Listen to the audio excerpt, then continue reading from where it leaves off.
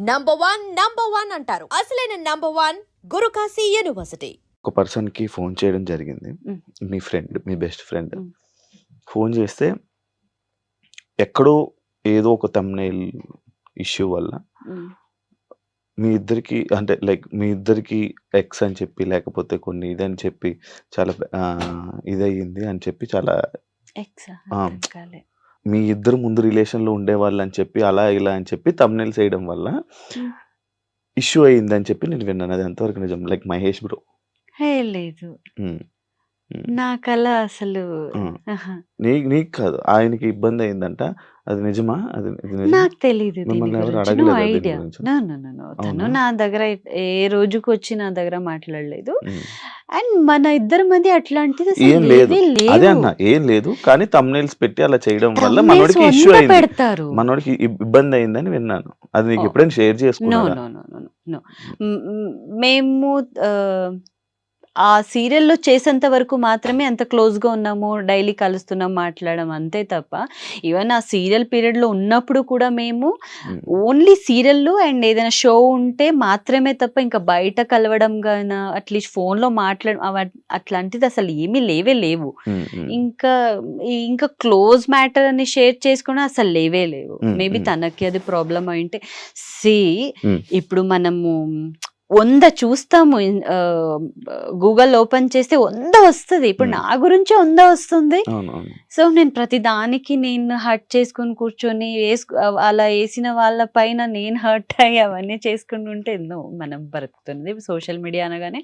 ఉమ్. So అవి it's common. అది It's common. So, పెద్ద నాకు మహేష్ అవన్నీ ఏం చెప్పలేదు. ఉమ్. బట్ తను కూడా అంత చాలా సోషల్ గా ఉంటాడు. అవును తను అవును అంత జనరల్ గా ఉంటాడు. తను అంత అవును. ఎందుకు ఇబ్బంది అవుతుంది? ఫస్ట్ ఆఫ్ ఆల్ ఒక సీరియల్లో మనం పని చేస్తున్నాము అండ్ ఆ జోడి జనాలకి చాలా బాగా వెళ్ళిందంటే ఉమ్, వాళ్ళే కోరుకుంటూ ఉంటారు. ఉమ్, ఉమ్, ఆది భాను అని అప్పుడు మనసిచ్చి చూడు అవును. సీరియల్లో ఉమ్, మనం ఫేమస్ అయ్యాము. ఉమ్, సో బయటకు వచ్చాక కూడా చాలా మంది అడిగారు ఎందుకు నేను కార్తిక్ ని ఎంగేజ్మెంట్ చేసుకున్నప్పుడు కూడా ఉమ్, చాలా మంది దే ఆర్ నాట్ యాక్సెప్టింగ్. ఉమ్, ప్రతి వీడియో కింద ప్రతి ఫోటో కింద మీకు కార్తిక్ సెట్ కాలేదు, మహేషే సెట్.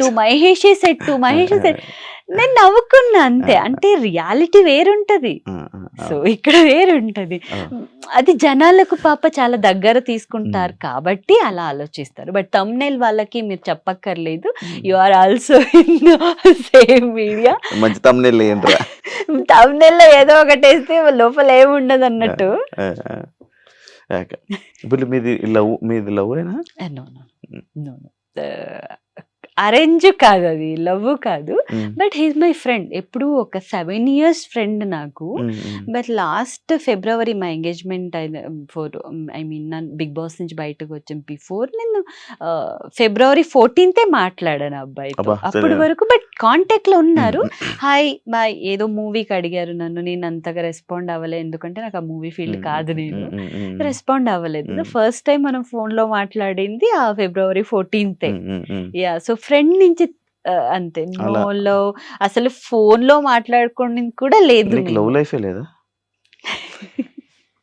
ఎందుకు శివ్, లవ్ లైఫ్ ఉంది. మనం మనిషిగా పుట్టామంటే ప్రతి ఒక్కరికి ఒక లవ్ అనేది ఒక ఉమ్, ఒక అది ఉంటుంది. అది లేకపోతే మనుషులుగా అది ఏ మిస్టేక్స్ ఉండలేము. వల్ల బ్రేక్ అవుతుంది? యాక్చువల్గా ఎవరి ప్రాబ్లం వల్ల బ్రేక్ అవుతుంది? హానెస్ట్ గా ఉండడం బ్రేక్. అది హానెస్ట్ గా ఉండడమే మెయిన్ తప్పు అయిపోతుంది. అబ్బాయిలుగైనా అమ్మాయిలుగైనా హానెస్ట్ గా ఉండకూడదు, ఎక్కువ లవ్ చూపించకూడదు. కొత్త పాయింట్స్ ఇవి. అఫ్ కోర్స్ ఇప్పుడు ఎక్కువ మనం లవ్ చూపించి ఎక్కువ హానెస్ట్ గా ఉంటే ఏమైపోయినా వాళ్ళకి అది చాలా మమ్మల్ని చాలా ఈజీగా తీసుకుంటారు. నడుస్తుంది ఉంటదిలే అలా అయిపోతాము. అదే మేబీ. బట్ నా విచారంలో మేబీ నా బ్యాక్గ్రౌండ్ నాకు పేరెంట్స్ లేకపోవడమే నాకు ఒక అదే అలా యా మంచిగా ఉంటుంది, మంచిగా తీసుకుంటారు కదా. ఇంకా అందరూ అలాగ ఉండరు కదా. నేను ఫస్ట్ నమ్మే ముందు కూడా అలాగేనే నమ్మా. బట్ వెళ్తూ వెళ్తూ వెళ్తూ అది వేరే రకాలుగా వెళ్ళింది. సో అండ్ నేను పాప తీసుకున్నాను. అది కూడా అయ్యో ఈ అమ్మాయిది ఓన్ పాపనే, నాదే, నేనే అబద్ధం సి చనిపోలేదని కూడా అంటున్నారు. నాకు అది చాలా బాధగా ఉండింది శివ గారు. అది ఇప్పుడు వరకు మాకు ఎవరిని అడగలేదు. నేను బిగ్ బాస్ బిగ్ బాస్ వెళ్ళక ముందు అంత బానే ఉండే. బిగ్ బాస్ బయట వచ్చగానే కొంతమందితో నేను చాలా అంటే వేరియేషన్ చూసాను నేను. నా దగ్గర పర్సన్ ఇంకెవరో కాదు, మన క్లోజ్ సర్కిల్లోనే చూసా, కొన్ని కొన్ని తెలిసింది. నేను ఇప్పుడు ఉన్నది ఉన్నట్టు పోర్ట్రే చేసి ఆ ఆ అబద్ధాన్ని నేను ఎన్ని రోజులు నేను మెయింటైన్ చేయగలను? వన్ డే అది బ్రేక్ అవుతుంది, ఏదో ఒక రకాలుగా బ్రేక్ అవుతుంది. ఎన్ని రోజుల వరకు మనం మెయింటైన్ చేయలేము అది. సో వై షుడ్ ఐ అవన్నీ తీసుకొని? సో నాకు నా క్లోజ్ ఫ్రెండ్సే అది అట్లాంటిది ఫెల్ట్ రియలీ సూసైడ్ అనమాట. నాకు ఇప్పుడు నాదే పాప అయి ఉంటే నేను ఆ పాపని అడాప్ట్ చేసుకున్నాను అని నేను దాన్ని ఇంకొక చోట పెట్టి నేను చూసుకుంటున్నాను. నాకెందుకు అది? నేను ఒక అమ్మాయి, నా పొట్టలో పుడితే నేనే అది చూసుకుంటా. ఏంటి బయట జనాలకి చెప్పలేమా? పుట్టించుకున్న వాళ్ళు బయట జనాలకి మనం చెప్పుకోలేనంత అంత చీప్ అని కాదు కదా. వై అనేది ఇంకా ఏంటి మనం సర్టిఫికేట్స్ ఇవ్వాలా? నేను చాలా హర్టింగ్ గా అనిపించింది. తర్వాత ఏమైపోయిందంటే, ఇప్పుడు మనకి చెప్పే పర్సన్ ఫస్ట్ వాళ్ళు కరెక్ట్ గా ఉండాలి. వాళ్ళలో 100 తూతులు ఉన్నాయి, రంధ్రాలు చాలా ఉన్నాయి. సో అది ఫస్ట్ కంప్లీట్ చేసుకొని పక్కనున్న వాళ్ళని నీ దోశలో తూతుంది చూడు అని చెప్పాలి.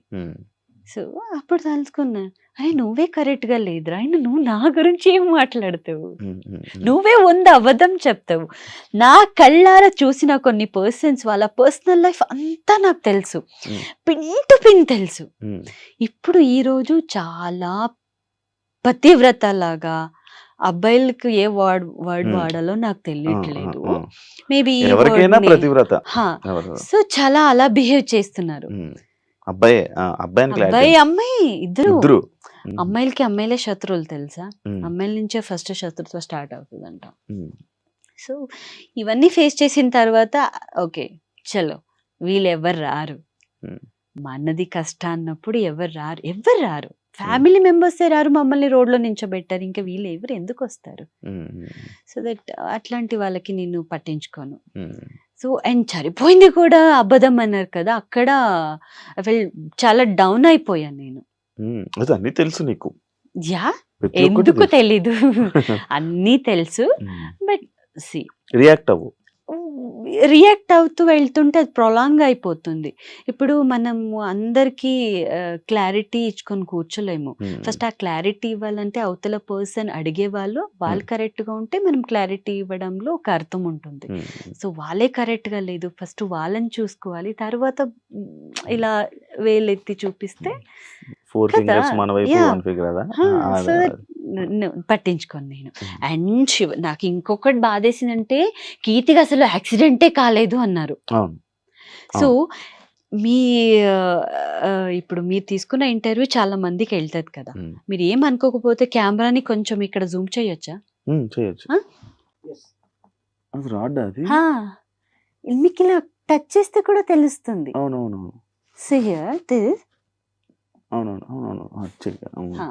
ఇక్కడి నుంచి ఇక్కడికి నాకు రాడ్ ఉన్నాయి. అండ్ దీన్ని కూడా తనకి యాక్సిడెంటే కాలేదు, అమ్మాయికి ఏం కాలేదు, తన ఆరాంసే ఉంది, తనకి పిల్లలు పుట్టుతారు. హౌ అనేది థర్డ్ పర్సన్ మాట్లాడడం వేరు, మన దగ్గర నుంచి చూసే వ్యక్తులు మాట్లాడడం వేరు. నాకు చాలా బాధేసింది ఈ మ్యాటర్లో. నేను ఇప్పుడు డాన్స్ రియాలిటీ షో ఎందుకు నాకు ఫస్ట్ వస్తుంది అవకాశం వస్తే, నేను ఎందుకు చెయ్యట్లేదు అంటే because of this reason only. ఇది ఇప్పటికి ఇబ్బంది పెడతదా? అఫ్ కోర్స్ నేను ఎక్కువసేపు నించోలేను.